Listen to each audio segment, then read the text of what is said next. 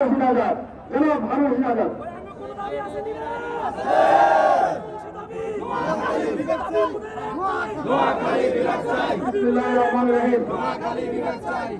সম্মানিত সভাপতি, উপস্থিত রাজনৈতিক নেতৃবৃন্দ, সামাজিক নেতৃবৃন্দ, ছাত্র নেতৃবৃন্দ, বিভিন্ন শ্রেণী পেশার নেতৃবৃন্দ, এক কথায় সমগ্র নোয়াখালী সকল শ্রেণী পেশার নেতৃবৃন্দ, আসসালামু আলাইকুম। আজকে এই দাবিটি কোন বিশেষ গোষ্ঠী বা দলের নয়, এটি আমাদের বৃহত্তর নোয়াখালীর এই দাবি গণমানুষের দাবিতে আজকে পরিণত হয়েছে। এই দাবি নিয়ে আমরা অতীতে অনেক কথা বলেছি।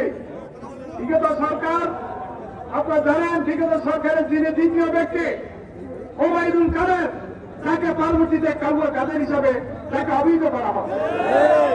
এখানে তার মতো একটা নেতৃত্ব থাকার পরও আমাদের এই দাবিটি পূরণ হয়নি। এটা আমাদের অঞ্চলের জন্য অত্যন্ত দুঃখের, পরিতাপের এবং কষ্টের। আমরা মনে করি রাজনৈতিক নেতৃত্ব ছাড়া কোন দাবি পূরণ করা একটু কষ্টসাধ্য। ইনশাআল্লাহ আগামী ফেব্রুয়ারির মধ্যে নির্বাচন হবে।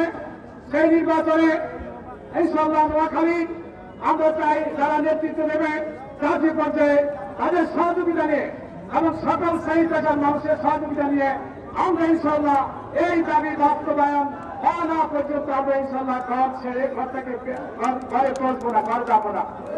আজকে এই নোয়াখালী, আপনারা জানেন, এই নোয়াখালী পৌরসভার বয়স প্রায় 150 বছর। আমি এখানে কিছুদিন কাজ করার সুযোগ হয়েছে। হ্যাঁ, প্রায় 150 বছর। তাহলে বুঝেন এই জেলাটি কত প্রাচীন, কত ঐতিহ্যবাহী জেলা এই নোয়াখালী জেলা। নোয়াখালী বাংলাদেশের শিক্ষাঙ্গনে, বাংলাদেশের অর্থনীতিতে, বাংলাদেশের ক্রীড়াঙ্গনে, বাংলাদেশের সংস্কৃতিতে, বাংলাদেশের রেমিটেন্সে আমি মনে করি এই নোয়াখালীবাসীর যে অবদান, সেটা আমি মনে করি এটা এই অবদান বাংলাদেশের কোন জেলার নেই। তাই আমি মনে করি আমাদের এই দাবিগুলো যৌক্তিক, ন্যায্য। আমরা চাই আমাদের এই নিয়মতান্ত্রিক আন্দোলন যেন নিয়মতান্ত্রিকতার মধ্যে সীমাবদ্ধ থাকে।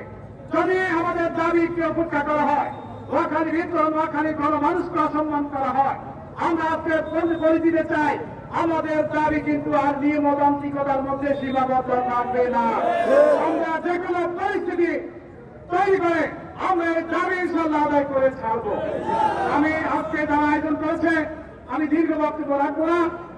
আয়োজনকারীকে ধন্যবাদ জানাচ্ছি এবং আমরা সকল শ্রেণী পেশার মানুষকে আমাদের এই আন্দোলনে আমাদেরকে শরীক করতে হবে এবং ইনশাআল্লাহ আমরা সরকার, জেলা প্রশাসনের মাধ্যমে সরকারের কাছে আমরা নোয়াখালী জেলা বিএনপির পক্ষ থেকে এবং আমাদের ব্যক্তিগত পক্ষ থেকে এবং আমাদের অন্যান্য অনেক রাজনৈতিক সংগঠন এখানে আছে, আমরা সকলে আমি মনে করি আগামী দিনে ঐক্যবদ্ধভাবে আমাদের এই দাবিকে আরো জোরালো আওয়াজ তুলতে হবে, যেন আমাদের এই জোরালো আওয়াজের মধ্য দিয়ে আমাদের সরকারের টনক করে এবং প্রশাসনের টনক করে এবং আমাদের দাবিকে আমরা অতি শীঘ্রই যেন পূরণ করতে পারি। এর প্রত্যাশা ব্যক্ত করে আমি আমার কথা শেষ করছি। সকলকে ধন্যবাদ। আসসালামু আলাইকুম। সংগ্রামী বৃন্দ, আমাদের এই দাবি টাকা সহ